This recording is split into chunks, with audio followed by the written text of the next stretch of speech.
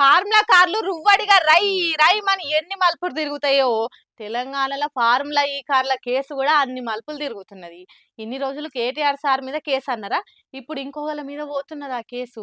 మరి వాళ్ళు ఎవళ్ళు ఏంటిదన్నది ఓ నజరేద్దాం పాన్రి. ఓర్ని బీఆర్ఎస్ లీడర్ ఆర్ఎస్ ప్రవీణ్ కుమార్ సారు ప్రత్యక్షమైండేంది, పోలీసులకు ఏదో కాగితం ఇస్తున్నాడు. ఏంటిది కావచ్చు, ఏంది సార్ పోలీస్ స్టేషన్కి వచ్చిండ్రు. ఫార్ములా ఈ రేస్ పేరుతోని తెలంగాణకు చెడ్డ పేరు తెస్తున్నాడు సీఎం రేవంత్ రెడ్డి. అందుకే వచ్చే పెట్టుబడులు రాకుండా పోతున్నాయి, రాష్ట్రం పతార పాడైతున్నది. అంటే తెలంగాణకు చెడ్డ పేరు తెస్తున్నట్టే కదా. కాబట్టి మన రాష్ట్రానికి చెడ్డ పేరు తెస్తున్న సీఎం రేవంత్ రెడ్డి మీద కేసు పెట్టాలే అంటున్నాడు. ఏం లేని ఎలకపోకల ఏనుగు అన్నదన్నట్టు లేనిపోని మాటలు చెప్పి కాలం గడుపుతున్నాడు. అధికారం చేతులున్నది కదా అని మందిని భయపెట్టే తానికి మసి ఊసి మారేడు కాయలు చేస్తున్నాడు. అందుకే సీఎం రేవంత్ రెడ్డి మీద కేసు ఫైల్ చేయుండ్రి అని అంటున్నాడు. హైదరాబాద్ లో ఉన్న నార్సింగ్ పోలీస్ స్టేషన్ కు పోయి కంప్లైంట్ ఇచ్చిండు. సార్ ఇంకేమంటున్నాడో ఇనుండ్రి. నేను గతంలో మరి రాజకీయాల్లో రాకముందు నేను ఒక ఐపీఎస్ ఆఫీసర్ గా పనిచేసిన, నేను కూడా క్రైమ్ బ్రాంచ్ డీసీపీగా ఎన్నో వైట్ కాలర్ నేరాలను మరి పరిశోధించిన, నేను అడిషనల్ డీజీపీగా పనిచేసిన, మరి వార్ క్రైమ్స్ ఇన్వెస్టిగేటర్ కూడా ఐక్యరాజ్య సమితిలో నేను పనిచేసిన.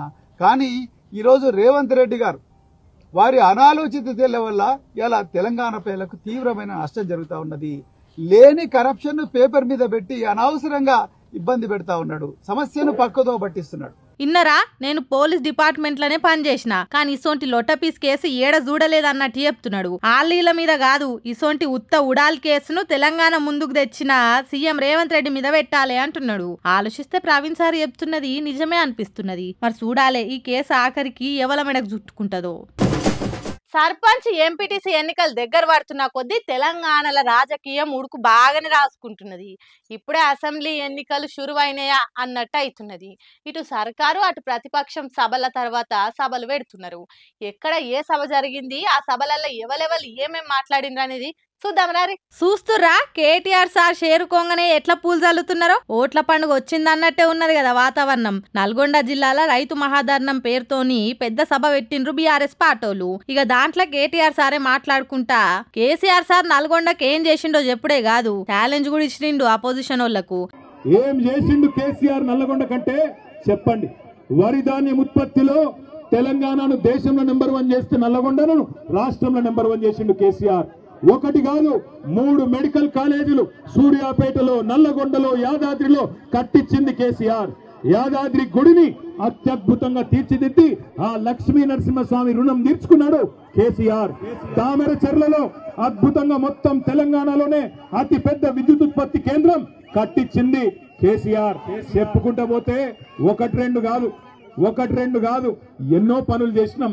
దమ్ముంటే క్లాక్ టవర్ కు రా, మా భూపాలన్న వస్తాడు, మా జగదీష్ అన్న వస్తాడు, వాళ్ళు నీ సంగతి చెప్తారనే మాట కూడా నేను తెలియజేస్తా ఉన్నా.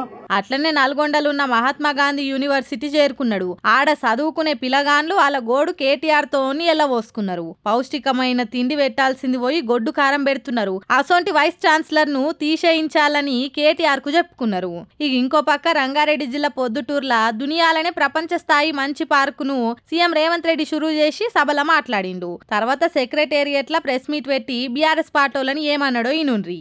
ఈ పెట్టుబడులు, ప్రభుత్వము, విధి విధానాలు మేము వెళ్ళి ఆకర్షించి పెట్టుబడులు తేవడంతో అరే వాళ్ళు ఎట్లా ఆకర్షిస్తారు, నేను పోయినప్పుడు ఎవరు రాలేదేంది, ఇప్పుడు వీళ్ళు పోగానే ఇంతమంది వస్తున్నారేంది, ఇన్ని పెట్టుబడులు వస్తున్నాయేందని ఈ అటెన్షన్ సీకింగ్ డిజార్డర్ అనే జబ్బుతోని ఒక ఆయన బాధపడుతుండు, ఇంకొక ఆయనకు మద్దతు ఇస్తుండు.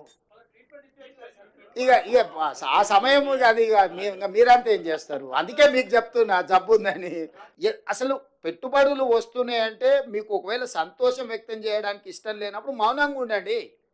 ఈ అక్కస ఎందుకు, అసూయ ఎందుకు, కడుపులో మంట ఎందుకు. ఇన్నారు కదా, ఎవలని అంటుండో పేరెత్తకుంటా ఎవరికి అర్థం కావాలనో వాళ్ళకే తలిగేటట్టు అంటున్నాడు. ఇగో గిట్లా వాళ్ళ మాట వీళ్ళ మాట అనుకుంటా పంచాయతీ ఎన్నికల నాటికి రాజకీయంను ఇంకెంత వేడెక్కిస్తారో చూడాలి.